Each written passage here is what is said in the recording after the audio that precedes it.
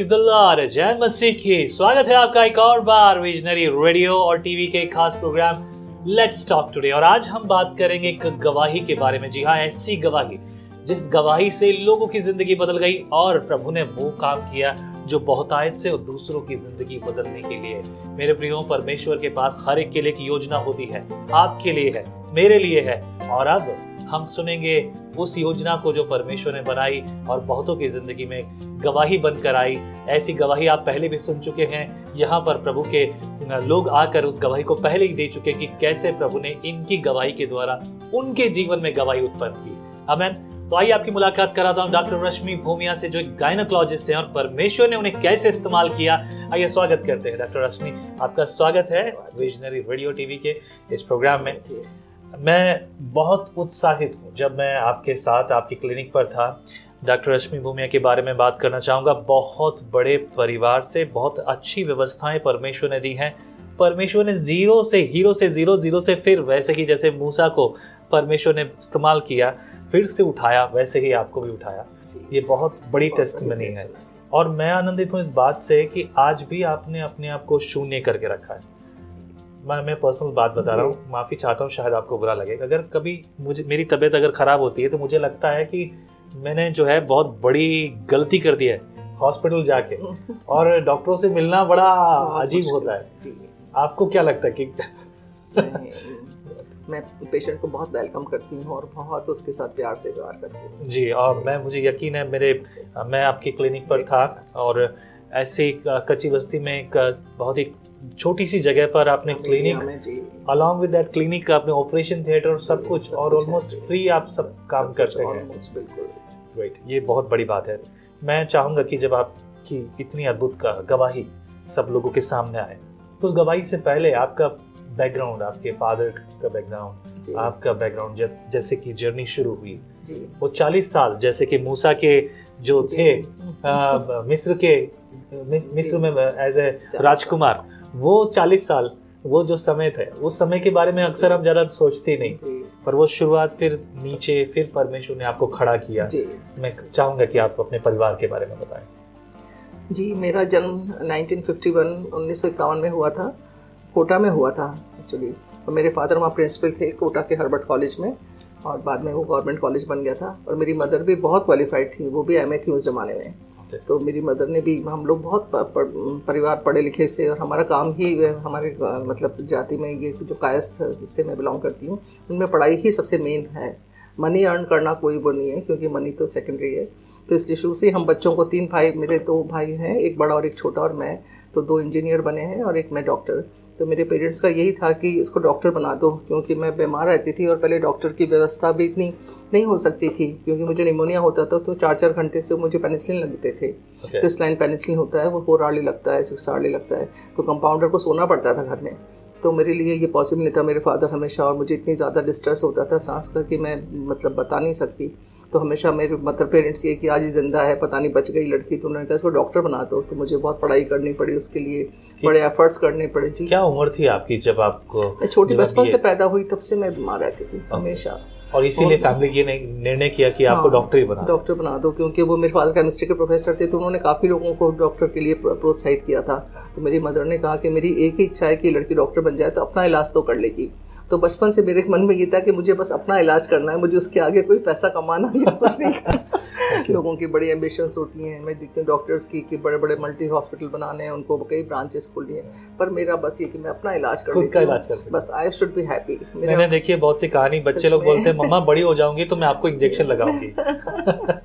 तो बस मेरा यही पैशन था कि मैं ठीक रहूं, तो बस मैं यही कि अपना इलाज कर लेती हूँ, मुझे किसी पे डिपेंडेंट नहीं रहना पड़े, क्योंकि आपको मालूम है कि हर एज में कई प्रॉब्लम्स होती हैं। और फिर इस तरह से चलता रहा। फिर धीरे धीरे मेरा मेडिकल कॉलेज में एडमिशन हुआ, 1967 में एडमिशन हुआ, बहुत पहले, मतलब कि 67 में एडमिशन हुआ हमारा, जबकि बस पीएमटी नेक्स्ट ईयर होने ही वाला था। लेकिन काफ़ी अच्छे मार्क्स मेरे पापा ने मुझे पढ़ाया, और बहुत फिजिक्स में ऑनर्स आई मेरी, केमिस्ट्री में भी ऑनर्स आई, और मुझे अच्छे नंबर से मुझे सिलेक्शन हुआ और मुझे अच्छी सीट मिली, जयपुर में मिल गई। अदरवाइज अभी आपने बताया कि आपके डैडी कोटा में थे, प्रिंसिपल थे।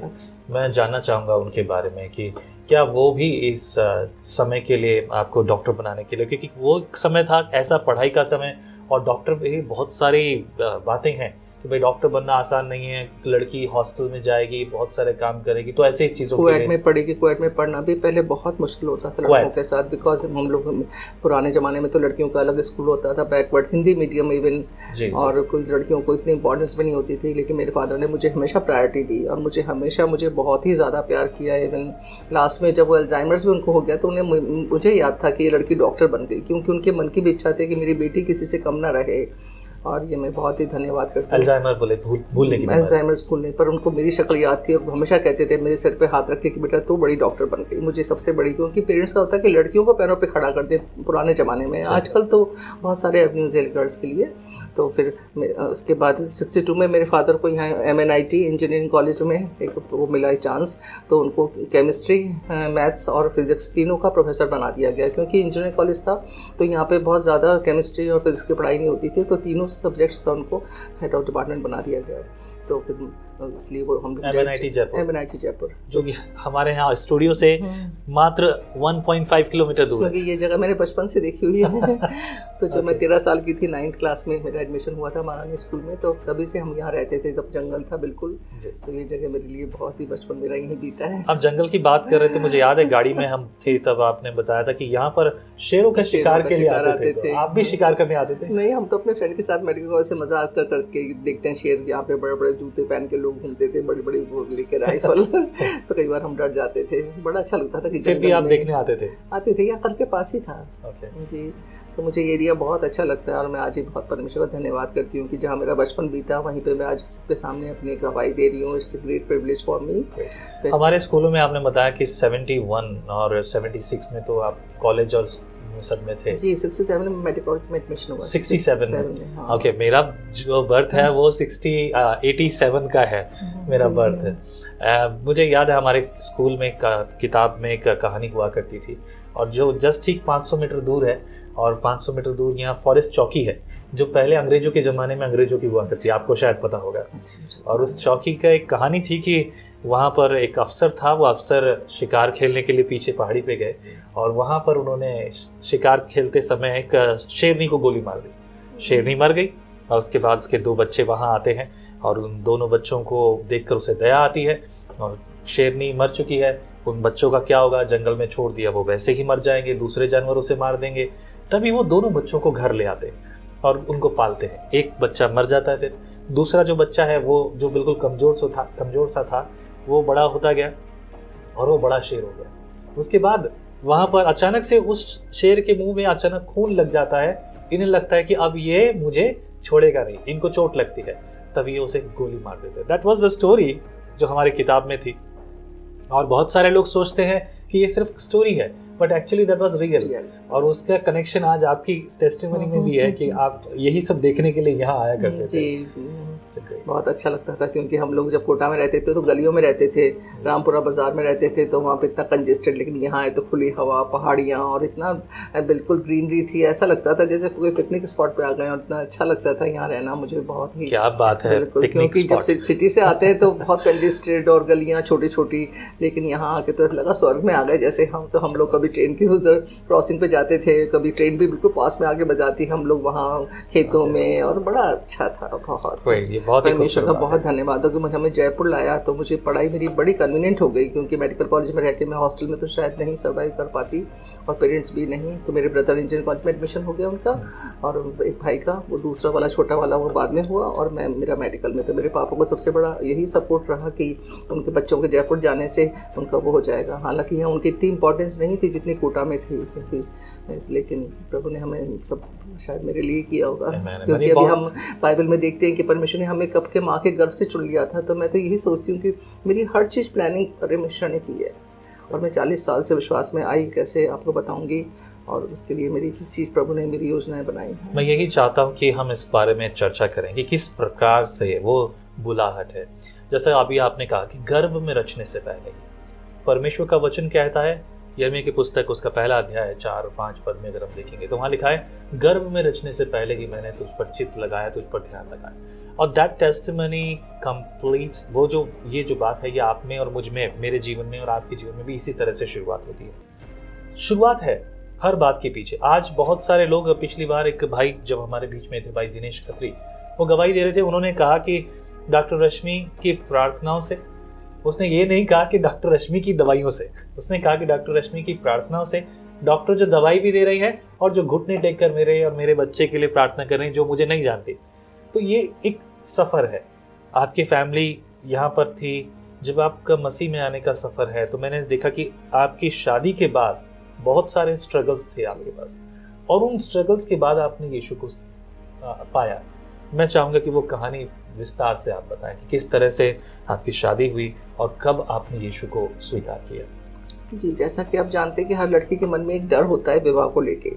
तो हम भी छोटे जब एक जगह से आए थे तो कई तरह के डर थे, और पहले बहुत ही कंजेस्टेड लड़कियां होती थीं और उनके मन में संकीर्णता, चाहे हम डॉक्टर बने पर हमें मालूम है कि परिवार को कैसे चलाना है। तो मेरे फादर का थोड़ा सा मिजाज काफ़ी गर्म था, क्योंकि वो अकेले अर्निंग मेंबर थे, तो वो हमेशा टेंशन में रहते थे।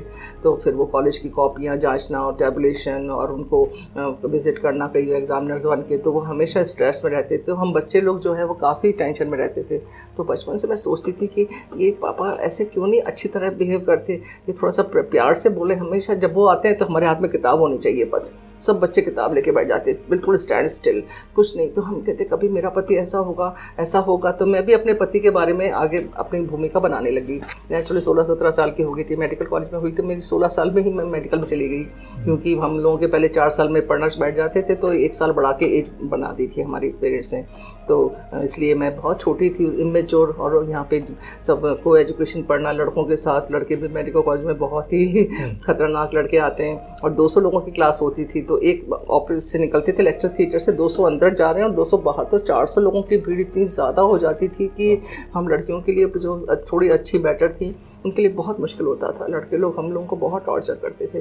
तो मैं डरने लगी कि मेरा कैसा पति होगा, क्या होगा, और मैं हर दिन एक घबराहट के जी, अब तो मेरी शादी हो जाएगी, मैं डॉक्टर बन जाऊंगी, फिर मेरा क्या होगा, कैसा पति मिलेगा, अच्छा लड़का मिलेगा, ख़राब मिलेगा।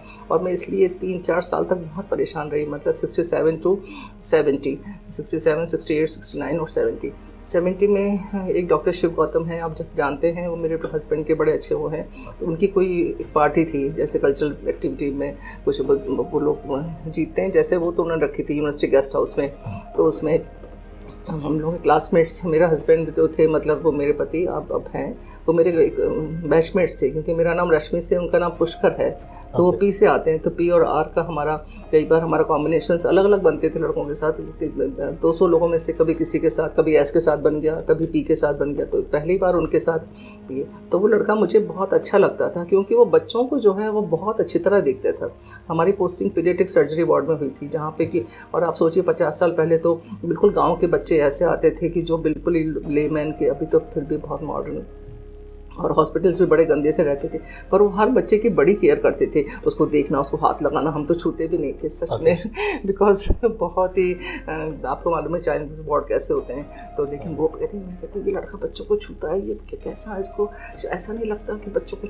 तो मुझे उनसे एक कंपैशन सा हो गया कि ये आदमी बच्चों को प्यार करता है, क्योंकि मैं चाहती थी कि जो पति हो, जो फादर हो, बच्चों को प्यार करे, क्योंकि मेरे फादर ने कभी हमारी भावनाओं को नहीं समझा। बस पढ़ो पढ़ो, डॉक्टर बनना है, ये करना है, कभी ये नहीं कि आप इंटीमेट आप बात करिए कि क्या प्रॉब्लम है बेटा, तुम कैसी हो, तुम्हारे कोई प्रॉब्लम है, तुम कहीं ले जा रहे हैं। वैसा मेरे को कभी बचपन में नहीं लगा, बल्कि पापा आते ही एकदम टेंशन हो जाता था कि बस आ गए, जल्दी से बैठ जाओ कमरे में। तो एक ऐसा रूप देख के तो मैं देखती, लड़का इतना अच्छा है कि बच्चों को छूता है, ये बच्चों को प्यार करता है। मुझे ऐसा ही हस्बैंड चाहिए जो बच्चों को प्यार करे, क्योंकि जब पति और पत्नी और बच्चे एक परिवार में रहेंगे तो फिर वो परिवार पूरा कंप्लीट परिवार होगा। बिल्कुल सही। क्योंकि हमने कई बार देखा है, मैंने कई गवाहियाँ पढ़ी हैं, और कई बार मैं देखती हूँ कि फादर बड़े स्टबॉर्न होते हैं और उसकी वजह से बच्चे का ब्रेकअप हो जाता है, और माँ को भी कई बार उन्होंने बड़ा टॉर्चर किया कि तुम इसकी साइड लेती हो, तुम ये, कभी माँ को कुछ मार दिया, प्लेट फेंक दी उठा के। तो मुझे इससे बहुत डर लगता था, क्योंकि मैं चाहती थी, मेरा एम पैसा कमाना नहीं था डॉक्टर बन के, पर मेरी ज़िंदगी एक आसान ज़िंदगी चाहती थी। क्योंकि जो मेरे घर में है कि हम लोग वो डरे डरे, और जो एक मतलब दरिंदगी कई बार उनकी हो जाती थी, तो मैं चाहती थी कि मुझे प्यार करे, बच्चों को प्यार करे। जो आदमी बच्चों को प्यार करेगा अपनी वाइफ को भी ज़रूर प्यार करेगा। बिल्कुल, ये आप की बात से मैं दिस इज सहमत माई हूँ। फैमिली, मैं चाहती थी बस, और यही मेरे को, और मैंने वैसा ही पाया। तो मैंने देखा ये लड़का बड़े अच्छी तरह बच्चों को देखता था, और जो कि बिल्कुल गरीब से और कितनी गंदगी से रहते होंगे आप सोचिए, गांव के बच्चे, लेकिन वो उनको। तो फिर हम लोगों की मीटिंग हुई, जैसे आपको बताया, लिटरेरी सेक्रेटरी बने थे शिव गौतम, उसमें हमारे क्लासमेट्स भी काफ़ी आए थे। तो फिर बारिश होने लगी, 7 अगस्त 1970 का टाइम था। तो उस टाइम बसेज मेरे घर नहीं जाती थी, MNIT बस कोई नहीं आती थी, तब इसका नाम MREC था, मालवीय इंजीनियरिंग कॉलेज। तो बस एक बस 2-2 घंटे में आती थी। तो एक रिक्शा खड़ा हुआ था, वो मेरे को छोड़ने के लिए, हमको कई लड़कियों को छोड़ने के लिए ड्रॉप करने यूनिवर्सिटी तक आए। तो यूनिवर्सिटी पे एक रिक्शा खड़ा था, तो वो भी उधर चला गया। मैंने सोचा मैं अपने पीहर ही चल जाती हूँ यहाँ से इधर।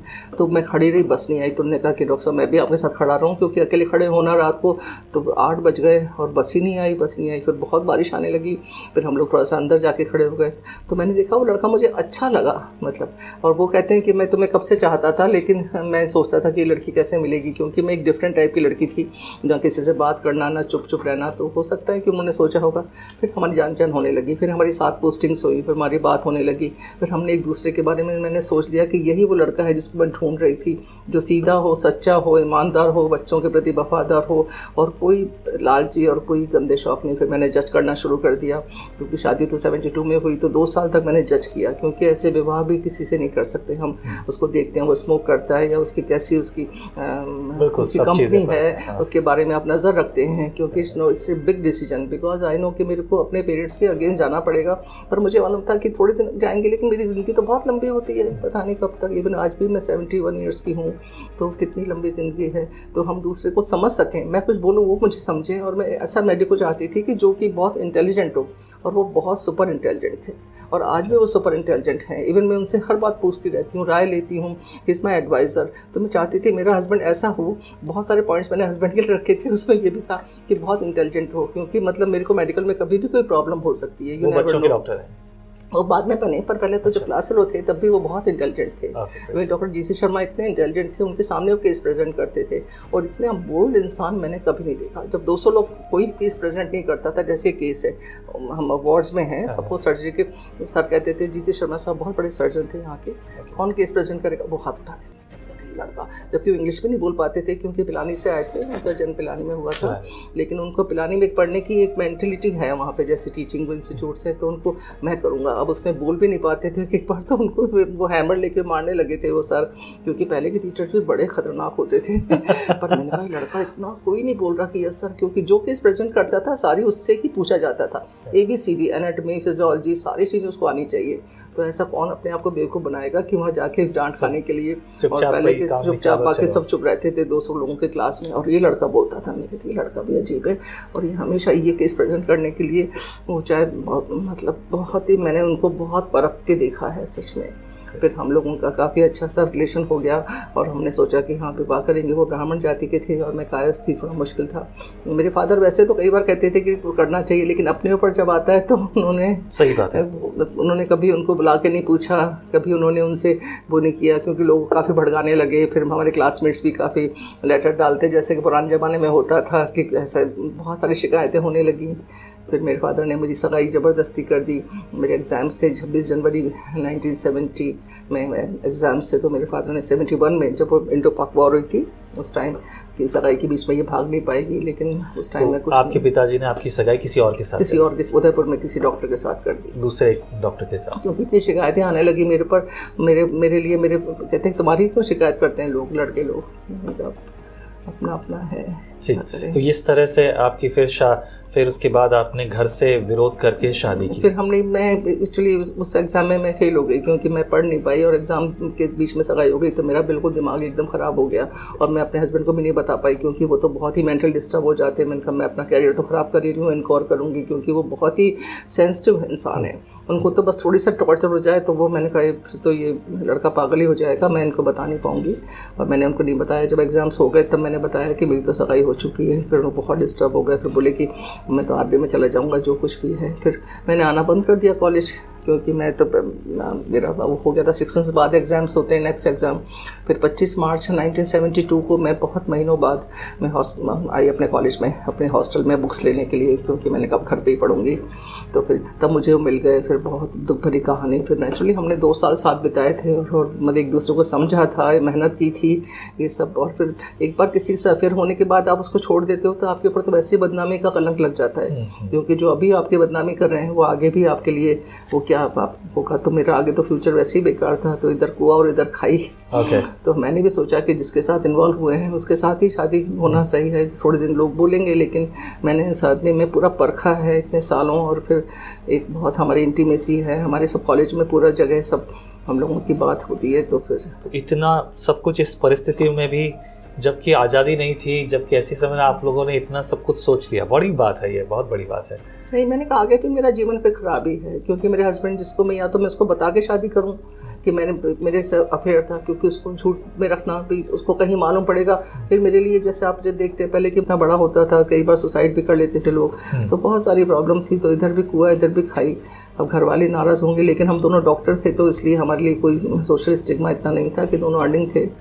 वो तो पास हो ही गए थे, तो उनको तो वो तो इंटर्नशिप उनकी शुरू हो गई थी। फिर उसके बाद आपकी शादी हुई। 25 मार्च को हमने अचानक फिर उन्होंने अपने कहा कि देखो, मैंने भी सोचा कि मैं ऐसे भी नहीं जी सकती, वैसे भी नहीं जी सकती, क्योंकि पहले बहुत सेंसिटिव रिलेशंस होते थे, आजकल के जैसे नहीं कि आज किया, अगर हम लड़के को किया है तो उसके साथ पूरी ज़िंदगी निकालनी है। और हमारे कॉलेज में तो कई बार बारबिचरेट्स लेकर लोग सुसाइड बहुत करते थे। हर बार कोई हमारे INSR एक नर्सेस सिक रूम था, उसमें कोई ना कोई लड़का या लड़की उसमें टैबलेट्स खा के पड़े रहते थे, सुसाइड कर लेते थे। ये सुसाइड केस वैसे ये पार्ट ऑफ द इसमें नहीं है, लेकिन फिर भी मैं बोलूँगा ज़रूर। आज के समय में अगर देखें, क्योंकि ये सवाल मैं किसी और से पूछूं उसका जवाब कोई और नहीं दे पाएगा।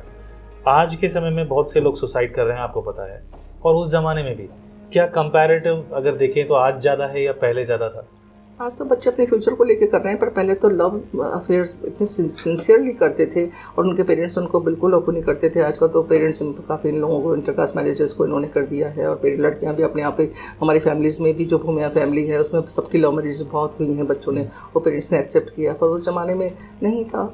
तो फिर बच्चे सुसाइड ही कर लेते थे, क्योंकि इतना सिंसियर लव होता था कि वो कोई सेक्स या उसको लेके नहीं होता था, एक मन का प्यार होता था। फिर 5 साल का साथ एक छोड़ना, फिर किसी दूसरे के साथ वो करना, आप उसके साथ आप उसको चीट कर रहे हो क्या तो बता दीजिए कि मेरा अफेयर था। तो पर मैंने देखा है जिन्होंने ऐसा किया उनकी लाइफ में भी सक्सेसफुल नहीं हुई। फिर हस्बैंड ने सुसाइड कर लिया, मैंने देखा कई हमारी क्लासमेट्स हैं, उन्होंने शादी कर भी ली तो उनके हस्बैंड ने सुसाइड कर लिया, क्योंकि वो नहीं एडजस्ट कर पाए। क्योंकि मतलब एक लड़की ने नहीं किया तो उनके हस्बैंड शादी के बाद 2-4 साल बाद कई एग्जाम्पल्स है।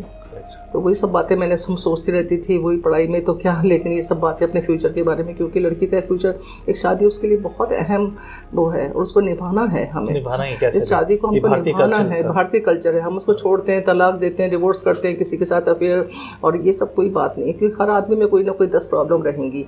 वो आपकी शक्ल बदल जाएगी, पर दूसरा हस्बैंड आएगा वो भी ऐसा होगा। और आपके बच्चों पे, उसकी मानसिकता पे क्या होता है, आपके समाज पे क्या होता है, आपके सोशल स्टिग्मा पे, आपके उस पर क्या है। आज मैं अपनी इतना जीती हूँ कि मैंने अपने हस्बैंड को बचाया, आज लोग मेरी तारीफ करते हैं।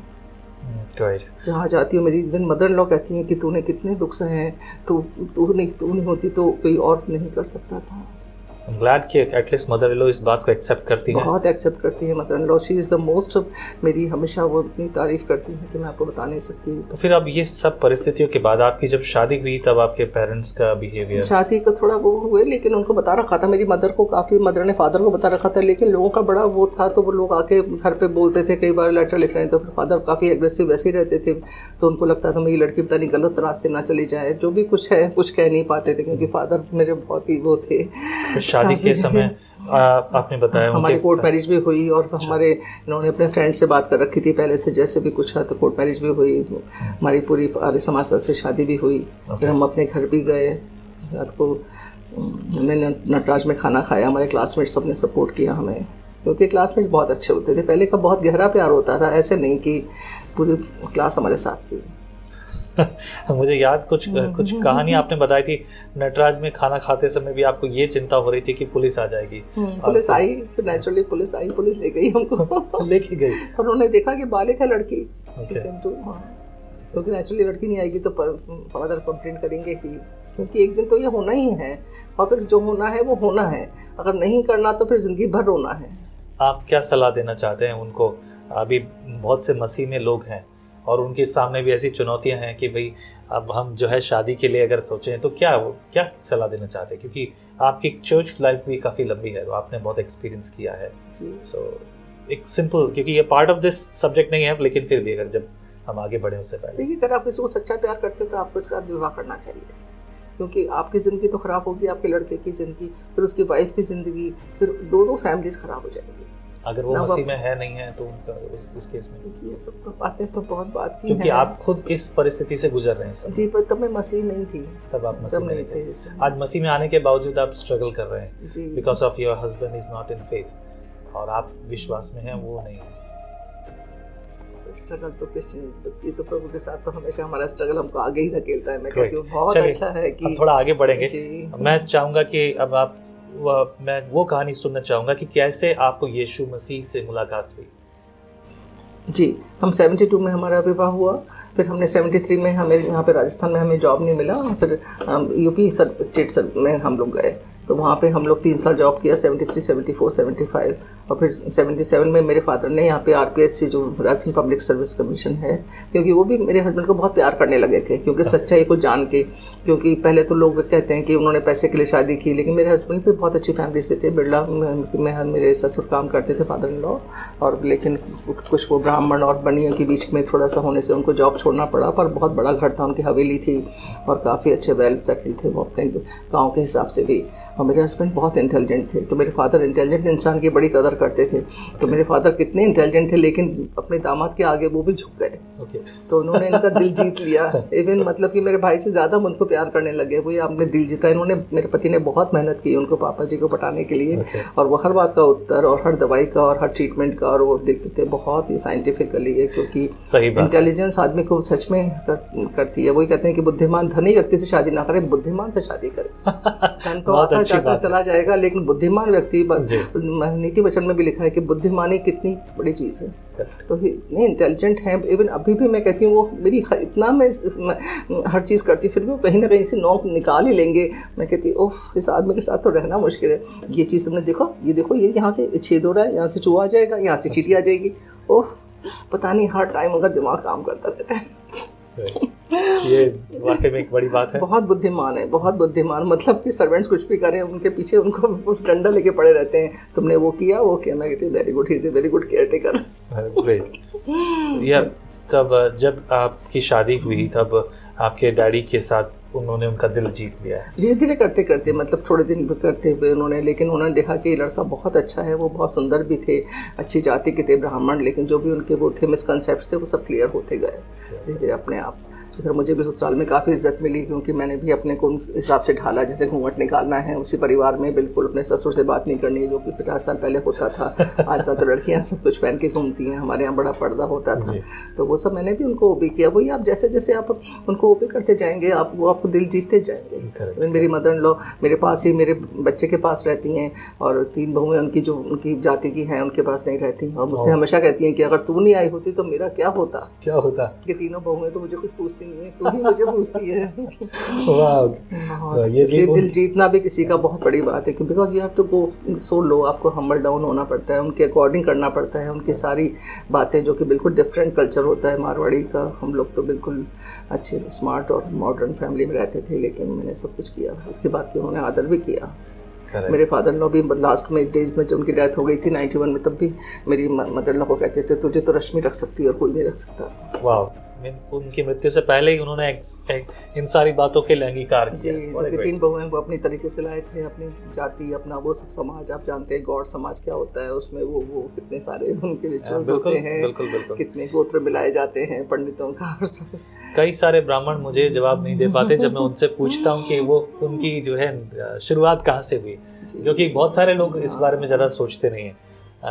अब अगला सवाल मैं आपसे पूछना चाहूँगा, What was that important point actually? वो कौन सी जगह थी, कौन सा समय था जब आपको यीशु मसीह पहली बार मिला? ये बहुत बड़ा सवाल है। और क्या है कि कॉल्स तो हमारे पास हैं, सुसमाचार हम सुनाते हैं, हम सुनते भी हैं, लेकिन कब रेस्पॉन्स करते हैं, that is the important actually, वो इम्पॉर्टेंट भाग है। तो मैं चाहूँगा कि उसके बारे में शेयर करें, क्योंकि मैंने सुना है आपकी टेस्टिमनी में आप बहुत गंभीर परेशानियों में थे, परिवार से, बच्चों में, हस्बैंड के साथ, और बहुत बुरी परिस्थितियां थी। हस्बैंड आपके डॉक्टर हैं, उसके बावजूद बहुत मुसीबतों के दिन गुजारे, यहाँ तक कि आत्महत्या जैसी सिचुएशन थी। लोग बोलते थे आत्महत्या ना कर लेना, लेकिन एक दिन आपने देखा कि कोई आता है, उनके लिए हाथ रखकर प्रार्थना करता है। मैं चाहूँगा वो स्टोरी जो है आपके शब्दों में सबको बताइए प्लीज। जी, मैंने आपको बताया कि हम लोग यूपी स्टेट में चले गए थे जॉब करने के लिए। हमारे इवन पूरी क्लास ही यूपी गई थी, क्योंकि यहाँ राजस्थान में जॉब ही नहीं मिला था हमको। आप सोचिए 73 में कितना अनएम्प्लॉयमेंट था। तो हम लोग, लेकिन मेरे फादर को लगता था कि हमारी लड़की इतनी अच्छी है और बहुत प्यार करते थे, और दामाद भी उनसे उन्होंने काफ़ी कन्विंस हो गए थे। तो उन्होंने काफ़ी कोशिश करके RPSC में हम दोनों का ही सिलेक्शन करवाया, बिकॉज ये 4 साल बाद राजस्थान पब्लिक सर्विस कमीशन का हुआ था एग्ज़ाम, और ये कोई ईजी नहीं था, क्योंकि 4 बैचेज उसमें करने थे। तो बहुत मेरे फादर ने काफ़ी मेहनत की और अजमेर में, और काफ़ी उन्होंने हमारे लिए सपोर्ट किया। इस बात का मैं बहुत धन्यवाद करती हूँ, क्योंकि दिल से उन्होंने एक्सेप्ट कर लिया था मेरे हस्बैंड को। फिर यहाँ पे जब आए तो हमारे फादर वगैरह पैसे के लिए हमें बहुत परेशान करने लगे, क्योंकि आपको मालूम है कि जैसे हमारा प्रेम विवाह हुआ था, लव मैरिज, तो डाउरी नहीं लेके आई थी।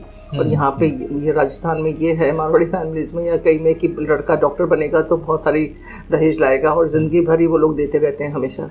तो मैं कुछ लेके नहीं आई थी खाली हाथ। तो वो पहले तो हम यूपी में थे तो इतना मिलना जुलना नहीं होता था, क्योंकि बहुत इंटीरियर मिर्ज़ापुर डिस्ट्रिक्ट में थे, सीमेंट फैक्ट्री में, चुर्क सीमेंट फैक्ट्री थी। और जब यहाँ आ गए तो फिर वो रोज़ जयपुर से पिलानी, तो वो रोज़ आके हमको पैसे के लिए टॉर्चर करते। और तो हम लोग गवर्नमेंट जॉब में थे, ESI हॉस्पिटल में, तो कहाँ से लाते सरकार सैलरी, तो हमको रेगुलर वही मिलती थी और कोई प्रैक्टिस भी नहीं थी। तो मेरे फादर हस्बैंड बहुत ही सेंसिटिव, जैसे मैंने बताया, वो बड़े सेंसिटिव थे।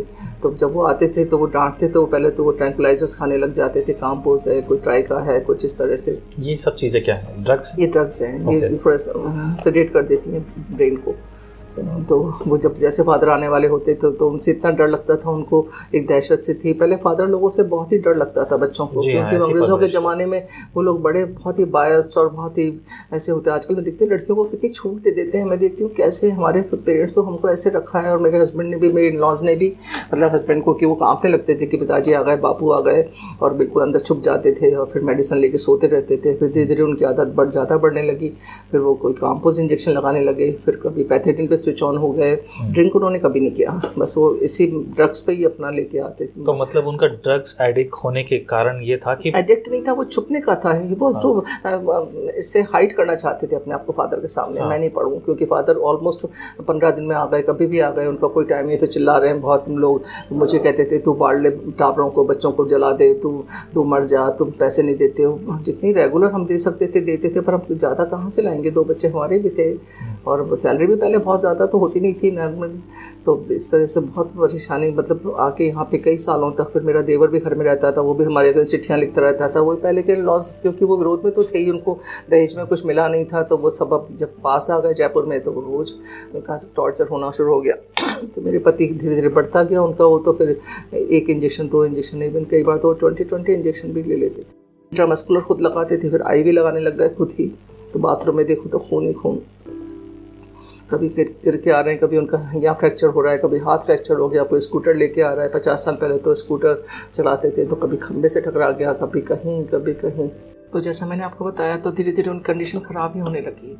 फिर वो ऑलमोस्ट घर पे रहने लगे। यहाँ पे जाते नर्सेज वगैरह से कहते, सिस्टर मेरे को 2 इंजेक्शन दे दीजिए, मेरी मदर इन लॉ को चाहिए। मेरे फादर शुरू में तो नर्सेज दे देती थी ESI हॉस्पिटल में, जो आजकल है ESI हॉस्पिटल काफ़ी बड़ा है अजमेर रोड पे। धीरे धीरे सब जानने लगी। फिर राजस्थान गवर्नमेंट ने खुद ने ही बैन कर दिया। इतना बड़ा उनके लिए एक्शन लिया गया, क्योंकि कहीं भी किसी भी हॉस्पिटल में होगा, वो तो एडिक्ट जो है कहीं से अपने प्रोक्योर करता है। तो हम जानते हैं कि जो जिसको भी जो नशे का वो है शिकार। तो फिर बहुत बुरा हाल हो गया। मैंने उनको एडमिट भी कराया 2 महीने के लिए मेंटल हॉस्पिटल में। और उसमें उस साल 81 में बहुत बारिश आई थी। आप पूछिएगा किसी से, आप तो पैदा भी नहीं होंगे उस समय। इतनी भयंकर बारिश आई थी, पूरा जयपुर ऑलमोस्ट आधा तो ख़त्म ही हो गया था। क्लास आमिर तक इतनी मिट्टी हो गई थी, जो पूरा रास्ता भी टूट गया था OTS के बाद वाला। उस टाइम भी वो एडमिट थे। हम लोगों ने कितने दुख सहे। और मैं सब अपने जितने भी देवता थे, मूर्ति पूजा करती थी, सब भगवानों से पूछती थी, ये भगवान शिव जी, शंकर जी, राम जी, कोई तो सुनो, मेरे पति को ठीक कर दो। मेरा पति अच्छा खासा था, हम जयपुर के आए, हमारी तो बर्बादी हो गई। और मेरे 2 बच्चे थे, दोनों लड़के इतने अच्छे बच्चे थे दोनों। एक 7 साल का बच्चा था उस समय और एक 4 साल का। एक बच्चा 74 में हुआ और एक 77 में।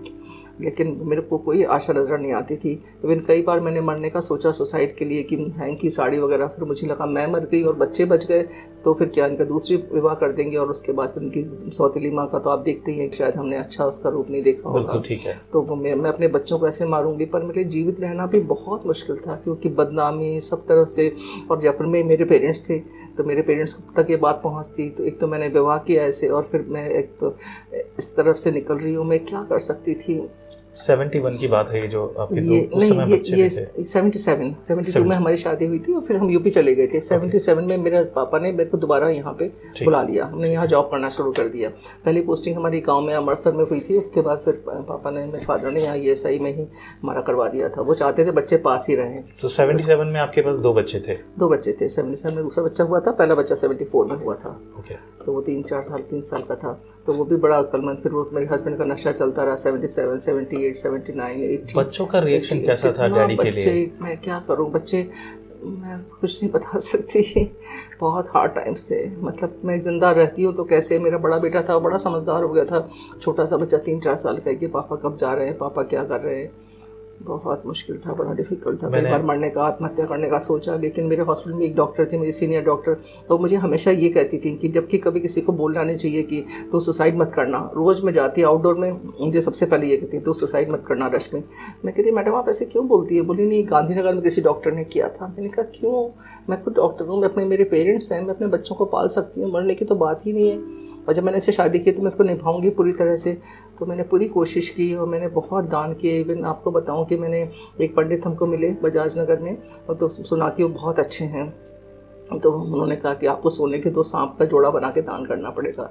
तो हमारे पास गोल्ड के बोले सोने के दान से सब कुछ ठीक हो जाता है। तो आदमी मरता क्या ना करता। तो हमने उनके पास गए, रिक्वेस्ट की, तो उन्होंने बताया इतने इतने बड़े उस नार के पास जाओ, क्योंकि नॉर्मल कोई बनाता भी नहीं है। तो जौहरी बाज़ार में कहीं ढूंढा गली में, फिर हमने सोना वगैरह, बहुत ज़्यादा तो था भी नहीं क्योंकि हमें पेरेंट्स से कुछ भी नहीं मिला। फिर भी जो थोड़ा बहुत था हमने उनको दिया और काफ़ी जोड़ा बनवाया सांप का। तो उन्होंने कहा इसको दान करने के लिए आपको बहुत सारे अनाज 5-5 किलो रखने पड़ेंगे। तो सब अनाज, सब तरह की दालें, सब तरह के अनाज, जब बाजरा, गेहूँ, ये वो पता नहीं क्या क्या।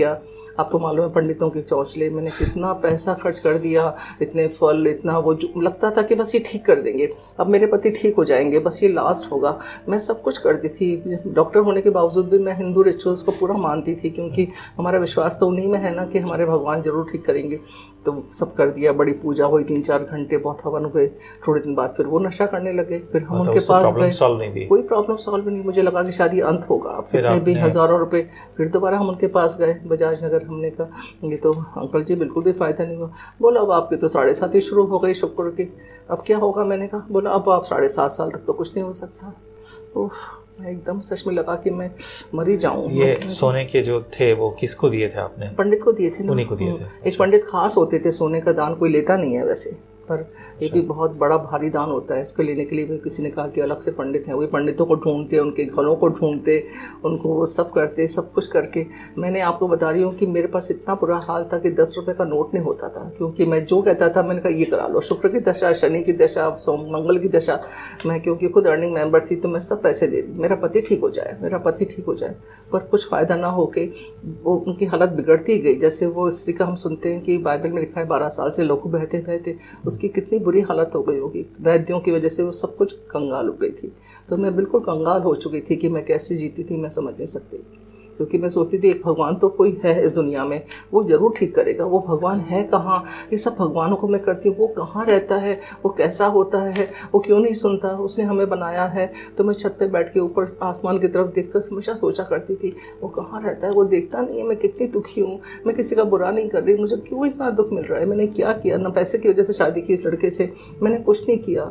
मैं इतनी परेशान रहती थी, हमेशा सच्चे ईश्वर की खोज में रहती थी कि मुझे भगवान कब मिलेगा, ज़िंदगी में मिलेगा या मरने के बाद मिलेगा, कहाँ मिलेगा, कैसे मिलेगा, कब मिलेगा? वो सुनता नहीं है क्या? उसने दुनिया बनाई। तो सब कुछ मेरी साइंटिफिकली और अपन उनको सोचते रहते थे। तो इस तरह से हालत बहुत ख़राब होती गई।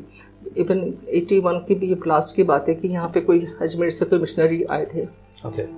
तो हमारे हॉस्पिटल के नर्सेज मोस्टली क्रिश्चियंस थी, सबने मुझे बोला कि आप डॉक्टर साहब एक प्रेयर होगी वहाँ पे राम निवास गार्डन है यहाँ पे मेडिकल कॉलेज के पास, आप वहाँ जाके प्रेयर करवा लो।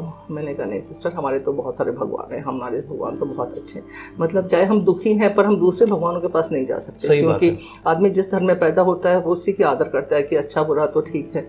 मैंने कहा नहीं। एक दिन निकल गया, फिर नर्सेज ने कहा आप नहीं गए, 2 दिन निकल गए, फिर मैंने कहा कि नहीं मैं नहीं जा सकती दूसरे उसमें। फिर तीसरे दिन तो एक सिस्टर जो आज नहीं है, सिस्टर प्रमिला थी, वो अजमेर की थी, वो नॉन मलयाली थी, वो तो मेरे पैरों में बिल्कुल बैठ के उन्होंने इतनी रिक्वेस्ट की, डॉक्टर साहब मैं आपसे रिक्वेस्ट करती हूँ कि आप चले जाइए। क्यों उन्होंने ऐसा बोले कि वो मैं आपकी हालत देखती हूँ, मुझे प्यार करती थी, वो बहुत प्यार तो सभी करती थी, सब लोग मेरी सिंपैथी मुझे दिखा, पर उसने तो अल्टीमेटली कि आप थर्ड डे है, आप चले जाओ। परिस्थिति से गुजर रही हूँ, आप इतनी सीधी। मेरे हस्बैंड बहुत शरीफ थे, बहुत शरीफ, तो अच्छा उनका वो था कैरेक्टर, वो उस तरह के नहीं थे, तभी उनको सब लोग इतनी इज्जत देते थे कि डॉक्टर भूमिया बहुत अच्छे हैं थाने। तो उन्होंने कहा, मैंने कहा सिस्टर क्या होगा, बोले नहीं आप चले जाओ। मैंने अपने पति से कहा कि अपन से, वो सिस्टर कह रही थी, बोला हाँ चलते हैं। तो हम लोग गए तो वैसे ही लेट हो गए, फिर वो मेडिकल कॉलेज के पास में रास्ता था, वहाँ पे हम थोड़ा सा आगे गए तो एक 5-6 लोग खड़े हुए थे सिर्फ, और अंग्रेज लोग, 2 अंग्रेज थे। तो हमने कहा शायद यही होगी, क्योंकि हम पहले किसी ऐसी मसीही उसमें नहीं गए थे। वहाँ पे गए तो हमने रोका स्कूटर, तो पूछा, उन्होंने पूछा कि for whom you have come, तो मैंने अपने हस्बैंड का नाम दिखाया फॉर हिम, तो उन्होंने हाथ रख के प्रार्थना करना शुरू कर दिया। मीटिंग तो ख़त्म हो चुकी थी, तो मैंने कहा ये आदमी हाथ क्यों रखता है, क्योंकि हमारे भगवान ने इतने सारे पंडित जी आए, वो तो हाथ तो नहीं रखे, उन्होंने हाथ रख देती। फिर हमने कहा, बोले ओके यू कम टुमारो, आराधना भवन में नेक्स्ट मीटिंग है, आज सैटरडे हो गया, ख़त्म हो गया, कल संडे को वहाँ पे होगी। तो मैंने देखा कि मेरे हस्बैंड बड़े खुश, और मैं भी सोची कि ये कोई आदमी ने हाथ रखा है, ये ज़रूर कोई कुछ करता होगा, क्योंकि इसने पैसा भी नहीं लिया, पूजा भी नहीं कराई और चढ़ावा भी नहीं चढ़ाया, ये तो आदमी हाथ रख लिया। तो मैं पूरा मेडिकल कॉलेज से मुझे मालूम है कि मैं इतनी खुशी और मेरे हस्बैंड भी बड़े खुश। और रात को मैंने देखा उन्होंने ना कोई गोली खाई, ना कोई इंजेक्शन लगाया, और आराम से सो गए। वो सोते रहे और मैं बैठी रही पूरी रात। मैंने कहा यार मैं बिना नशे के सो गया, इसे क्या हुआ है, क्या वो प्रार्थना, वो हाथ प्रार्थना तो मालूम नहीं था, उसने हाथ रखा, उसने जादू कर दिया क्या, ये हाथ से क्या होता है, क्योंकि बहुत सारे सवाल दिमाग में, क्योंकि हम दूसरे उसको जानते नहीं हैं, तो हम ये सारी बातें मेरे दिमाग में आई। फिर वो अगले दिन खुद बोले मेरे पति के अपन वहाँ चलें, तो वो आराधना भवन में मैंने चलते हैं, खुद कहा। अच्छा। उन्हें बहुत अच्छा लगा, वो भी ऐसा खुशी खुशी आए और बड़े खुश रहे। मैंने कहा ये हाथ रखने से बदल जाता है आदमी, पता नहीं क्या हुआ है कोई ना। अगले दिन फिर हम लोग आराधना भवन में गए, जो पास्टर रॉबर्ट साहब की चर्च थी, पास्टर रॉबर्ट चर्च नीचे थे, हमको बता दिया था उन्होंने कि नीचे आके आना है। फिर हम लोग गए तो वहाँ पे काफ़ी चिल्लाने की आवाज़ सी आ रही थी, तो हमारी एक सिस्टर ने, उनके हस्बैंड हमको अंदर ले गए, और उन्होंने फिर वो आदमी वापस आया, फिर बोला हाउ डिड यू फील, मैंने कहा वेरी नाइस। मैंने कहा, फिर उन्हें हाथ रख के प्रार्थना की, भैया हाथ क्यों रखता है बार बार सिर पे हाथ, कोई तो नहीं रखता, पता नहीं क्या क्या बोला, हाथ रख के ऐसे बोला। ठीक है, उनके हाथ रखने से आपको बुरा लगता? मुझे लगता है ये हाथ तो कोई पंडित रखा ही नहीं आज तक, इतना मैंने दान पुण्य कर दिया, इतने मंदिरों में सब जगह ले गई, मस्जिद में भी इवन में गई, ये हाथ रखता है कुछ कुछ। फिर उन्होंने मुझे बोला ओके, फिर एक किताब दे दी उन्होंने मुझे, हरे ग्रीन कलर की, न्यू टेस्टमेंट। बाद में समझे, मैं समझा इस किताब में तो ज़रूर कुछ होगा, क्योंकि ये आदमी ने 2 दिन हाथ रखा है, तो जरूर ये कोई इस हाथ में कुछ बात तो होगी इस किताब में। मैं तो इतनी खुशी खुशी घर आना मुश्किल हो गया कि जल्दी से कब किताब खोलूं और मैं पढूं उसको, क्योंकि मैंने कहा ये तो कोई चमत्कार तो है, क्योंकि क्रिश्चियन का भगवान इतना बड़ा है, मैं तो नहीं सोच सकती। क्योंकि नर्सेस के बीच में हमेशा रहते थे हम लोग, उनके घर भी जाते थे क्रिसमस पे, हम लोग बल्कि बड़ा सेलिब्रेट करते थे, क्योंकि सब लोग हमको बहुत एंटरटेन करते थे। जैसे ही मैं घर गई, मैंने फटाफट किताब को खोला, और संडे का दिन था, मैंने तो ऐसे खोला तो उसमें GOD वर्ड निकला। GOD, ये गॉड, ये सच्चा भगवान, ये सारे भगवानों से बड़ा, ये कौन सा भगवान जो हम लड़कियां कहती हैं आई स्वेयर बाय गॉड, ये वही भगवान है GOD, ऐसा कोई नाम नहीं है। और ये मैं तो सोचा ये तो सच्चा भगवान मिल ही गया मेरे को, अब तो इसने हाथ रखा और ये बहुत मिल गया। बस मैं तो उसको किताब को हाथ पे रख के यहाँ पे, और मैं तो बिल्कुल ऐसा नशा आया मुझे जैसे मैं बरसों से नहीं सोई हूँ, और मुझे ऐसी तृप्ति की अनुभूति हुई, मैं आज भी 40 साल बाद महसूस कर सकती हूँ कि मुझे दिमाग एकदम घूम गया कि सब देवी देवताओं के ऊपर एक है जो एक गॉड है, जिसको मैं ढूंढती थी, छत पे बैठ बैठ के आसमानों में ढूंढती थी, तारों में ढूंढती थी, ये वो गॉड है ये। और जैसे मैंने पढ़ना शुरू किया, विश्वास नहीं करेंगे, मेरे पति तो ठीक होने लग गए। ये कौन सा भगवान, ये ईसाई का भगवान, ये ठीक करता है। हमारी सरस्वती, लक्ष्मी, ये वो, शिव जी, पार्वती जी, मैं तो पूजा करते करते थक गई, मर गई। सारे जो हमारा ओम भूर्भुवस्सुः का श्लोक में कितनी माला फेरती थी मैंने, कि क्या क्या नहीं किया होगा, आप सोच नहीं सकते। भभूति चाटी, वो किया वो किया। बस मैं तो जैसे हम प्रार्थना पे, मेरा बेटा बड़ा था थोड़ा, अनुपम नाम है उसका, वो 4 साल का, तो वो भी कार्य हुआ। तो वो पापा तो बिल्कुल ठीक होने लग गए, वो तो अब निकल गए घर से और डायरेक्टरेट जाने लगे, मेडिकल डायरेक्टरेट, क्योंकि उन्होंने पीजी में अप्लाई किया था। तो जब तक नशे में थे तब तक तो सब कहते ये पीजी करेगा, मजाक बनाते थे।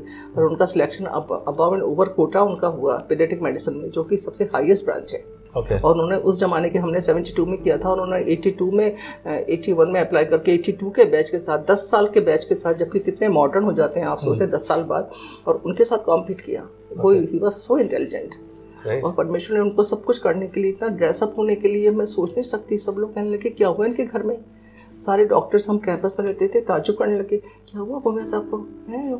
सब मेरे से, हमारी जो सुपरिटेंडेंट थी उनकी वाइफ ने कहा, पूछा, रश्मि तुमने क्या कर दिया इस आदमी को, क्योंकि जो मरने की कगार पे बैठा था वो एकदम जीवित होकर और ऐसे चलने लगा। जैसे कि हम सुनते हैं बाइबल में कि जो व्यक्ति कपड़े नहीं पहनता था उस तरह से, और वो घूमता था जंगलों में, जब वो पहन के तब देखा तो सब लोगों ने उससे पूछा। ऐसा मेरे घर में ऐसे चेंजेस होने लग गए, मैं समझ नहीं सकती। इसका प्रभाव मेरे बच्चों पे बहुत पड़ा कि पापा चाहने लग गए, अब घर खाली हो गया, अब कोई यहाँ पे कुछ नहीं होता, यहाँ पे कोई टेंशन नहीं है। और धीरे धीरे उन्हें बोल्डनेस आने लगी। फिर अपने फादर को वो कहने लगे कि आप क्यों यहाँ पे आते हैं, क्यों आप उनको परेशान करते हैं। ये सबसे बड़ी बात ये है, परमेश्वर ने बोलने का हियाव दिया। जो डरते थे, जो छुपते थे, जो छुप जाते थे, नशा करते थे, उनकी वजह से, वो कोई ड्रग एडिक्ट नहीं थे, पर वो इट वाज एक उनका पार्ट था कि मैं इसके बिज में चला जाऊँ। उस हमारे घर की कहती, भगवान कौन सा भगवान है, ये ईसाई का भगवान, ये पिक्चर में देखते हैं, ये भगवान, ये सच्चा भगवान है, ईसाई का भगवान सच्चा भगवान। मतलब मैं समझ नहीं पाती थी कि मुझे कौन सा भगवान मिल गया। और धीरे धीरे मेरे बच्चे भी कई जगह क्रॉस बना देते थे, और मेरे भाई भी आके कहते तुम्हारे क्रॉस क्यों बना रहे हो, तुम क्रिश्चियन हो। पर हमें वही शर्म लिहाज नहीं। फिर हमने प्रार्थना करना सीख लिया। कुछ आता नहीं था, लेकिन हम लोग एक मोमबत्ती जलाते कैंडल, और जैसे पिक्चर में देखते थे, फिर हम प्रार्थना करते हैं। पिक्चर से देखा, हर पिक्चर में क्रिश्चियनिटी का कुछ ना कुछ होता है, तो बस एक कैंडल जलाते हैं तो वो करते, हम जो कहते हैं वो हो जाता है। हम तो चमत्कार होने लगे। कई बार हम लोग, फिर बच्चों को लेके मैं घुमाने लगी तो ऑटो के लिए प्रार्थना करते। जंगल 50 साल पहले खाली पड़ा था जयपुर, कोई ऑटो क्या रिक्शा भी नहीं मिलता था, और ऑटो वाला आ जाता, और ये मेरे बच्चा तो मम्मी प्रेयर करें, मम्मी प्रेयर करें, 7-7 बार प्रेयर करता था, हर टाइम प्रेयर करता था, मम्मी प्रेयर करें। उसे तो नशा हो गया कि प्रेयर करने से सब कुछ मिल सकता है। और कोई भी, फिर हमने मिक्सी हमें मिली, हमने उस पर स्टिकर लगाया, हमें फिर नया फ्रिज मिला, हमने उस पर स्टिकर लगाया, गॉड गॉड प्रेयर करते, ब्लेस करते, हमारी तो ज़िंदगी बदलने लगी। फिर उसके बाद परमेश्वर मेरे को ऊंचाइयों पर ले जाने लगा, बहुत ऊंचाइयों पे, बहुत ऊंचाइयों पे। आज मेरे दोनों बच्चे इतने अच्छी तरह सेटल्ड हैं। मेरा बच्चे के लिए मैं क्या बोल सकती हूँ। आज परमेश्वर ने हमारे लिए बहुत बड़ा उद्धार का काम किया है, उसको धन्यवाद करती हूँ। वो बेटा जो आपके साथ कदम दर कदम प्रार्थना करता और जो हमेशा था आपके साथ, आज वो कहाँ है? आज वो न्यूयॉर्क में है। वो बाइबल कॉलेज में गया था, पास्टर थॉमस मैथ्यूस ने उसको उसमें बाइबल कॉलेज में भेजा था, CFNI में 1 साल वहाँ पे रहा। और फिर वहाँ पे उसको उसका ऐसा हुआ कि सब बच्चों का रिटर्न टिकट को रखते थे, बाइबल कॉलेज में भेजते थे, तो रिटर्न टिकट, उसके लिए रिटर्न टिकट ही उन्होंने नहीं रखा। It's a miracle. तो फिर उसको कोई लड़की ने, उसने कुछ लिख के भेजता था कोटेशंस कई बार, या कोई कार्ड खरीदता था, टेलीफोन कार्ड। तो एक लड़की थी, उसने न्यूयॉर्क से, डैलस में था ये बाइबल कॉलेज, और न्यूयॉर्क से उस लड़की ने उसको न्यूयॉर्क बुलाया और न्यूयॉर्क दिखाया, जबकि बहुत बड़ी बात थी। पर बोली तुम इतने अच्छे अच्छे मुझे वो लिखती हो, क्योंकि वो हमेशा पॉजिटिव रहता था और वो खुश रहता था, और वो उसका ज़िंदगी बदल गई थी। तो वो हमेशा मैं उसको लेटर्स भी इतने अच्छे लिखती थी। तो बहुत उसने, मतलब वहाँ पर गया, फिर उसने उनसे कह दिया कि मैं अभी इंडिया नहीं जाना चाहता। तो उन्होंने एक्सेप्ट कर लिया बाइबल कॉलेज वालों ने। फिर उसको वहाँ पे जॉब मिल गया। एक लड़की मिली, इंडियन ही थे वो, विश्वास में तो नहीं थे, लेकिन शादी क्रिस्ट चर्च में हुई थी। अभी उसके 2 बच्चे हैं, बड़े हैं, 21 ईयर्स का बेटा हो गया। तो वो न्यूयॉर्क में सेटल है, लॉन्ग आइलैंड में। बहुत अच्छा, परमेश्वर ने बहुत आशीष दी है इसलिए। और छोटा बेटा जो है उसके बारे में? छोटा बेटा भी मेरा बहुत, वो प्रार्थना करता था, पर वो जब प्रार्थना होती थी तो सो जाता था बस। वो ऐसे हम कहते थे इसको तो इतनी नींद आती, फिर हम दोनों उसको उठा के, मतलब बच्चा भारी हो जाता है ना सोने के बाद हम उठा के उसको करते थे। और फिर धीरे धीरे वो भी, उसने भी यहाँ से पहले तो 12th किया, 12th के बाद उसने सेंट चिल्ड्रंस कॉलेज में गया वो एग्ज़ाम देने के लिए। तो बोला कि मैं तो दिल्ली में पढ़ूंगा, तो उन्होंने कहा कि 12th रिपीट करना पड़ेगा। फिर उसके बाद 12th रिपीट हुई। कैसे प्रभु ने सारे काम कैसे किए हैं, मेरी गवाहियाँ इतनी बड़ी हैं कि मैं रात दिन बोलूँगी तो भी कम नहीं हो सकती। उसने फिर सेंट स्टीफन से उसने आर्ट्स लेके और उसने बी ऑनर्स में वो किया। फिर उसने LLB किया। बोला कि मेरा, उसके फादर चाहते थे कि IAS बने सिविल सर्विसेज में, क्योंकि वो इंटेलिजेंट बहुत था और उस पर ज़्यादा प्रभाव भी नहीं पड़ा उसके पापा का, क्योंकि हम उसको इन्वॉल्व नहीं करते थे। बड़ा बच्चा था वो, ज़्यादा माँ के नज़दीक रहता है, तो वो इंटेलिजेंट काफ़ी था। तो फिर उसने कहा कि नहीं, मेरे पास कोई डिग्री तो होनी चाहिए, तो मैं लॉ कर लूँगा। तो उसने दिल्ली यूनिवर्सिटी से LLB किया। उसके बाद उसका सिलेक्शन LLM के लिए कैम्ब्रिज में हुआ और उसको वहाँ से, जहाँ एशिया से 4 बच्चे लिए जाते हैं, उसमें उसका सिलेक्शन हुआ। और उन्होंने कहा it will be privilege if you study in our college, और उसको उन्होंने पूरा फ्री पढ़ाया, 18 लाख रुपए। पूरे एशिया से सिर्फ 4 बच्चे लेते हैं, पूरे वर्ल्ड से हम लोग शायद 40 बच्चे लेते हैं। 40 बच्चे। और परमेश्वर ने मुझे मौका दिया, मैं जाके कैम्ब्रिज यूनिवर्सिटी देख पाई और बहुत अच्छा था। सब परमेश्वर ने पूरा हमारी सारी, हमने 2 लाख रुपए फीस दे पाए थे, 18 लाख देना था। उन्होंने कहा नहीं, हम आपसे बिल्कुल नहीं लेंगे, और परमेश्वर ने उसको बहुत ऑनर किया। फिर कैम्ब्रिज के बाद, कैम्ब्रिज में भी हमको प्रोफेसर अमृत्य सेन का नाम सुना होगा आपने शायद, वो काफ़ी नेशनल अवार्ड्स मिले हुए हैं। वो थे डीन। बोले you are so privilege to have a son like Anshuman. फिर उसको यहाँ पे आया तो बोला, पापा ने बोला, पापा मैं तो IAS बनूँ। पापा बोले तू इतना तो पढ़ लिया, LLB LLM। बोला नहीं, वो तो डिग्री मेरे पास होनी चाहिए साइड बाय साइड। अगर मुझे कोई ऐसा सिलेक्शन मेरा हो जाता है कि मुझे ऐसी कोई स्टेशन मिलता है कि झारखंड है या कोई जहाँ पे कि नहीं मैं सूट कर पाता, ये नक्सलाइट्स या कुछ और कोई लाइफ के, या भूटान वगैरह, तो मैं कहीं कम से कम राजस्थान, तो हमने कभी सोचा ही नहीं था कि होम स्टेट तो मिल ही नहीं सकती। फिर उसने आके फिर 10th की किताबें खरीद के फिर पढ़ाई शुरू कर दी। फिर से 10th की फिर पढ़ाई शुरू कर दी IAS की।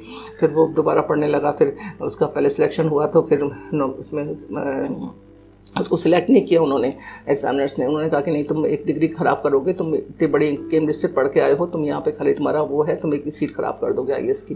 तो उसको अलाइड ब्रांचेस दे दी। सिलेक्शन तो हुआ पर उसको अलाइड दे दिया जानबूझ के उन्होंने। नेक्स्ट ईयर भी उसके वही मिले। तब उन्होंने कहा तुम नहीं जाना। बोला साहब मुझे नहीं जाना, I have to live in India, मैं इंडिया में रहूँगा या सर्व करूँगा पुअर पीपल को, आप मेरा पैशन है। तब उन्होंने इसको सिलेक्ट किया। पिछली बार उन्होंने कहा कि मैं तुम्हें कम नंबर दूंगा क्योंकि तुम लोग एक सीट ख़राब करोगे। तो आज वो कहाँ है? आज वो जयपुर में ही है, DIG। जयपुर में DIG, जयपुर में पुलिस में इसका एडमिशन IPS हुआ। वो भी एक बहुत मिरेकल है। आज जो परिस्थितियां हैं परमेश्वर ने दिखाया, आप एक ऐसे परिवार में थे जो कि बहुत संपन्न था फाइनेंशियली, सारी बातों में आपके डैडी और मदर जो हैं सब सबल थे। उसके बाद आप डॉक्टर होते हुए 0 पे आए। आपने बताया कि 10 रुपए तक आपके पास नहीं थे। हस्बैंड भी डॉक्टर हैं, आप भी डॉक्टर हैं, दोनों गवर्नमेंट सर्वेंट हैं। उसके बावजूद सिचुएशन ऐसी, फिर परमेश्वर ने धीरे धीरे बनाया। एक मिक्सी के लिए आप धन्यवाद दे रहे हैं, छोटी छोटी चीज़ों के लिए धन्यवाद दे रहे हैं। और उसके बाद फिर परमेश्वर ने आपके दोनों बच्चों को जो है वेल सेटल किया है। आज जैसा कि मैं देखता हूँ, सिर्फ आज आप लोग 2 लोग हैं, आप पूरी तरह से सबल हैं। आज इन सारे समयों में, इन सारी चीज़ों में देख रहे हैं तो ये वैसा ही पैटर्न है जैसा परमेश्वर ने मूसा को बुलाया। मूसा को राजकुमार से परमेश्वर ने 40 साल के लिए नीचे रखा और सिखाया, और उसके बाद फिर परमेश्वर ने उसे खड़ा किया। ये प्रोफेशन जो आपके पास है, गायनोकोलॉजिस्ट, थोड़ी देर पहले आपने कहा कि आप सिर्फ खुद का इलाज करना चाहते थे, दूसरे के लिए नहीं। अब आप गायनोकोलॉजिस्ट हैं। आप अभी भी अपनी ना दवाइयों पे ना किसी बात पर, आप बहुत से लोगों के लिए परमेश्वर की ओर से वो औजार और वो टूल ठहरे जिसके द्वारा परमेश्वर ने बहुत से परिवारों को बच्चे दिए हैं। So that is the greatest testimony. बहुत बड़ी गवाही है ये। मैं जानना चाहता हूँ कि आज की परिस्थितियाँ, एक और बात है, इस बारे में मैं किसी और दिन आपसे ज़रूर जानूंगा। हस्बैंड एंड वाइफ के रिलेशन, आप अभी भी कुछ चीज़ों में बहुत स्ट्रगल कर रहे हैं, लेकिन आप हमेशा विश्वास में बहुत मजबूत रहते हैं। इस सब के बारे में आप अगले कुछ मिनटों में अगर आप दर्शकों से कुछ शेयर करना चाहें प्लीज। जी देखिए, स्ट्रगल तो हमेशा रहेंगे लाइफ में, और मैं struggle is a part, struggle ही मुझे मोटिवेट करते हैं। अगर स्ट्रगल्स नहीं होते तो मैं अपने उन्हीं देवी देवताओं में वही ज़िंदगी, वही जैसे एक स्त्री की होती है, लेकिन मैं हमेशा आगे बढ़ने की सोचती हूँ। आज मैं 70 ईयर्स की हूँ, पर मैं आप पास्टर साहब ने देखा है कि मैं कहाँ स्लम में काम करती हूँ, जहाँ गाड़ी चलाना तो क्या पैदल चलना भी मुश्किल है। पर मैं कहती प्रभु ने चैलेंज, क्योंकि यीशु भी बस्तियों में घूमते थे, वो कोई कॉलोनीज में नहीं घूमते थे। हालांकि हम लोग वैशाली नगर में रहते हैं, बहुत पॉश कॉलोनी है, VIP है, नेवी सागर है, जैनियों के बड़े बड़े मकान हैं, लेकिन वहाँ एक पेशेंट भी नहीं दिखती। इवन मैंने अपना बोर्ड भी नहीं लगा रखा, क्योंकि पेशेंट्स भी आकर डिस्टर्ब करते हैं, आपको दिखाना है, अभी आना है, फिर ये उनको टॉयलेट ले जाओ, ये कौन, मुझे कुछ नहीं, मुझे पैसा नहीं गंवाना। मेरा प्रभु के साथ जो भी रिश्ता है, बस मुझे अपने जीवन को समर्पण करना है। इसलिए मैं चाहती हूँ कोई किसी के मैं काम आ सकूँ, और मैं यहाँ तक पहुँची हूँ, ये बहुत बड़ी बात है, क्योंकि मेरे लिए शायद ज़िंदगी की करोड़ों रुपए की दौलत से भी बढ़ के है, क्योंकि मैं आज सबके सामने बोल सकी हूँ कि आप एक विश्वास रखिए, एक प्रभु है, एक खून है, एक दूध का रंग है, एक पानी का रंग है, एक पेड़ का रंग है। आप गुलाब के फूल को अमेरिका में जाके देखेंगे, लंदन में देखेंगे, आप फ्रांस में देखेंगे, मैंने सारे कंट्रीज़ में घूमा है, वहीं गुलाब का फूल मिलेगा। तो ये क्रिएटर जब एक है तो उसने सबको सृष्टि, हमने उसको धर्म और जातियों में उसमें बांध दिया है। ये मैंने एक किताब भी लिखी है, आपने पढ़ा होगा कि ये सबके खून का रंग, आप चींटी का भी खून काटेंगे लाल ही निकलेगा।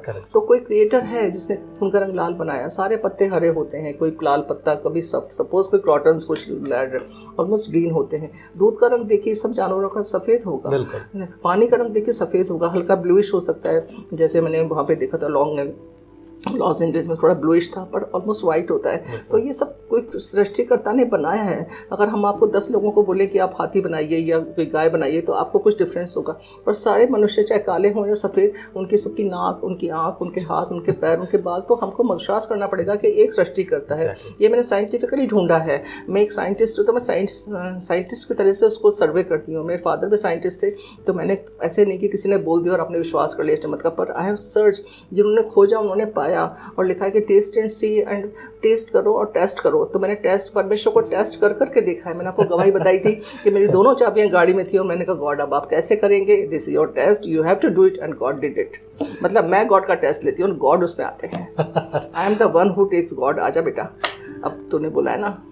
इसलिए इतना विश्वासी को विश्वास होना चाहिए। तो मेरा बेटा, बड़ा बेटा, तो ये कहते गॉड के पीछे पड़ जाओ, और वो गॉड के पीछे, जब वो यहाँ पे था इंडिया में, सब मीटिंग्स में जाता था, सब प्रेयर में साइकिल को लेके हर मीटिंग में जाता था, और बहुत उसने अपनी, और वहाँ के विश्वासपूर्णता से, मेरी जो बहू है वो इतनी विश्वासी नहीं, लेकिन उसको देख के उसका जीवन भी बदला है बहुत। और उसने देखा, क्योंकि हमें जीवन को दर्शाना है, हम मसीह हैं, हम चलते मिलते मसीह हैं, लोग हमको जानते हैं, मेरा स्टाफ, मेरे सब लोग मुझे देखते हैं कि ये कैसी लेडी है, अगर मेरा बिहेवियर सही नहीं होगा। इसलिए मसीही विश्वासी को अपने जीवन को बिल्कुल परख के आज जैसे आँख पे चलते हैं हम, या आपको ट्रेन की पटरी पे चलना पड़े तो आप सोचिए कैसे चलेंगे। आपको उसी तरह हमेशा चलना है, एवरी टाइम। वो आपको घर में भी चलना है, बाहर भी चलना है, रास्ते में चलना है। गुस्सा बहुत आता है, कोई गाड़ी आपके ऐसे करता है, पर एकदम परमेश्वर कहता है तुझे, हाँ प्रभु आप, तो उस टाइम हमें हमेशा you have to be on the, हमेशा फाइटिंग मोड पे हम होना रहते हैं। कभी हम आराम से सो नहीं सकते, क्योंकि हमारा हमेशा शैतान जो तुम्हें करने वाला है, तो पतरस कहता है कि तुम्हें फाड़ने वाला तैयार रहता है हमको हमेशा। 50 साल के आसपास का आपका जो है मेडिकल एक्सपीरियंस है जी, और इस एक्सपीरियंस में आपने प्रभु को भी देखा है, 40 साल से आप प्रभु को देख रहे हैं जी। तो अब जब प्रभु ने आपको इस्तेमाल किया, what you think, the medicine उन्होंने चंगाई दी है, या आपके ट्रीटमेंट ने चंगाई दी है, या आपकी प्रार्थना ने चंगाई दी है? देखिए, मैंने बाइबल में पढ़ा कि हम कई तरह के वरदान मांग सकते हैं, तो मैंने कहा परमेश्वर मुझे 2 वरदान दे दे, एक तो चंगाई का और एक प्रोफेसी का, और परमेश्वर ने मुझे दिया। मतलब मैं जिसके बारे में सोचती हूँ वो मेरे सामने आ जाता है, जिसके बारे में मैं करती हूँ वो मेरे सामने। मेरी जो स्टाफ है वो हमेशा वो कहती है, मैडम आपने देखो मुंह में प्रभु जी मैंने 2 चंगाई का, तो जिसको मैं छूँ। इवन हमारे एक पास्टर, उनको ने भी कंसीव किया है, उनके 1 महीने के अंदर ही उनको कंसेप्शन हो गया था, उनका नाम नहीं बताना चाहती। और भी बहुत लोगों को मतलब मैं प्रार्थना के द्वारा तो उनके लिए मांगती हूँ, और मैं ऐसे नहीं करती, मैं रात दिन उनके लिए प्रार्थना करती हूँ, रात दिन डे एंड नाइट लिख लिख के प्रार्थना करती हूँ। मेरे 4 पेशेंट्स अभी चल रहे हैं, उनके लिए लिख लिख के प्रार्थना, रो रो के प्रार्थना करती हूँ। ये मेरा पैशन है कि वो प्रभु उनको गर्व दे दे, क्योंकि एक स्त्री का जीवन क्या होता है मैं जानता हूँ। बच्चों को, जिन बच्चों को बहुत समय से देखता आ रहा हूँ, और बाद में पता चलता है कि वो बच्चे प्रभु ने आपके द्वारा उनको दिए। और मैं आपके क्लिनिक पे था तो मैंने देखा कि बहुत से पेशेंट्स जो हैं दूसरे राज्यों से, और वो भी इंटीरियर से आ रहे ये हैं। मथुरा से लेके आ रहे हैं। उनका विश्वास देखिए। मैं कहती प्रभु मैं क्या हूँ, क्या मेरा घराना। मैं कहती मैं तो कहाँ होती आपके बिना। इवन दिनेश और नीलम के लिए भी उनकी 9 मंथ्स की प्रेगनेंसी में 300 कितने दिन होते हैं, मैं 270 दिन मैंने हर दिन रोक के प्रार्थना की नीलम के लिए, क्योंकि उसकी परिस्थितियाँ बहुत ख़राब थी। और ये बच्चा मेरे लिए बहुत, उनके बच्चे मुझे दादी बोलते हैं, और ये बच्चे मेरे लिए बहुत बड़ी जन है। वो बच्चे में अभी 18 सितंबर को उनकी बर्थडे आने वाली है। मैं उनको कितना याद करती हूँ। आप सबके जन्मदिन याद रखते हैं? सबके, क्योंकि वो मेरे लिए बहुत बड़ी वो हैं। इसलिए मैं सच में लोगों को प्यार करती हूँ, क्योंकि मैंने बहुत जीवन में दुख और तकलीफें पाई हैं, लेकिन लोगों ने मेरे लिए भलाइयाँ की। हमारे पास्टर साहब हैं, उन्होंने की पत्नी मेरे लिए बहुत प्रार्थना करती थी, आके मेरे लिए वेट करती थी। मैं जनाना हॉस्पिटल से ड्यूटी करके आती, वो रात नाइट ड्यूटी तो वो बैठी रहती थी कि नहीं जब उठेंगे। पहले गर्मी होती थी, कूलर भी इतने नहीं होते थे घर में, पर वो मेरे लिए बहुत लोगों ने मेरे लिए इन्वेस्ट किया है। इसलिए मैं उनके सबके लिए बहुत धन्यवाद करना चाहती हूँ। बहुत एक सिस्टर थी एलसी सिस्टर, उनकी डेथ हो गई 20 साल पहले, कैंसर हो गया था। उन्होंने मेरे लिए हमेशा मुझे सिखाती आपको डॉक्टर साहब को प्यार करना है। मैं आप भूल जाओ कि आपके साथ जो भी उन्होंने किया, आपको उनको प्यार करना। उन्होंने मुझे प्यार करना सिखाया कि मैं अपने पति को प्यार करूं, जबकि मैं उनकी वजह से बहुत दुख पाई थी, लेकिन उन्होंने मुझे लोगों ने बहुत मुझे सिखाया है। मैं सबका धन्यवाद। प्रभु भला है, प्रभु भला है।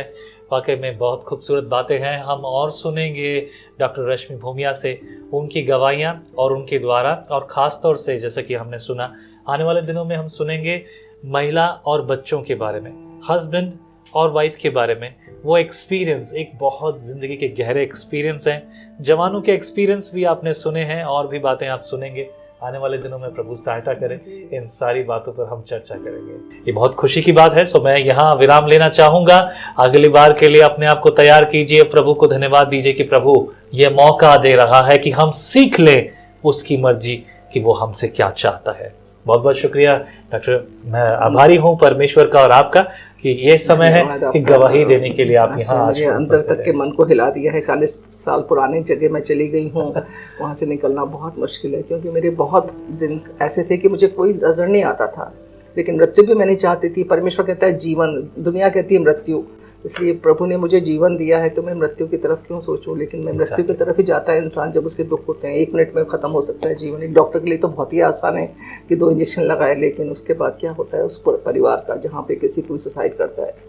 इसलिए परमेश्वर आज मेरे परिवार को ऊँचा उठाया, इतने ऊँचे पर उठाया कि उसका कितना धन्यवाद करूँ। मैं सारी आदर महिमा परमेश्वर को देती हूँ, और उसके लिए मैं कुछ भी करने को तैयार हूँ। मैं सारा बातों के लिए मैं आपका धन्यवाद करती हूँ। पास्टर साहब, आपने हमारे यहाँ आए, आपने मेरे से सब बात की और मुझे यहाँ तक लेके आए हैं। मैं आपका बहुत शुक्रिया, और आपके परिवार के लिए भी आशीष मांगती हूँ। प्रभु की स्तुति हो। बहुत बहुत शुक्रिया इन आशीषों के लिए। प्रभु आपको भी और आपके परिवार को भी बहुत आशीष करे। विश्वास रखिए, परमेश्वर ने गर्भ में रचने से पहले, इससे के पहले आप रचे गए। परमेश्वर ने आपके लिए योजनाएं बनाई हैं, और वो आपको इस्तेमाल करेगा, छोड़ेगा नहीं। ये उसका वादा है। आमीन। सो प्रभु बहुत आशीष करे उन सारे पेशेंट्स पर। प्रभु की महिमा और चमत्कार हो जो अभी हैं आपके हॉस्पिटल में, और आने वाले समय में भी प्रभु आपको एक अच्छी रीति से इस्तेमाल करे। प्रभु की स्तुति हो। दोनों जवानों को जो कि अब मुझसे तो कई उम्र में बड़े हैं, प्रभु उन्हें और उनकी सेवकाई को, जो कि राजस्थान पुलिस में और जो हैं अमेरिका में, सब बातों में प्रभु की महिमा होती रहे। बहुत बहुत शुक्रिया। Praise the Lord. फिर से मुलाकात होगी। धन्यवाद। जय मसीह की। क्या आप जानते हैं परमेश्वर ने आपको क्यों बुलाया? क्योंकि वो आपसे प्रेम करता है, और अगर आप उसके प्रेम को देखना चाहते हैं, हमारे पास आइए विजनरी टीवी पर। Join us on visionary TV.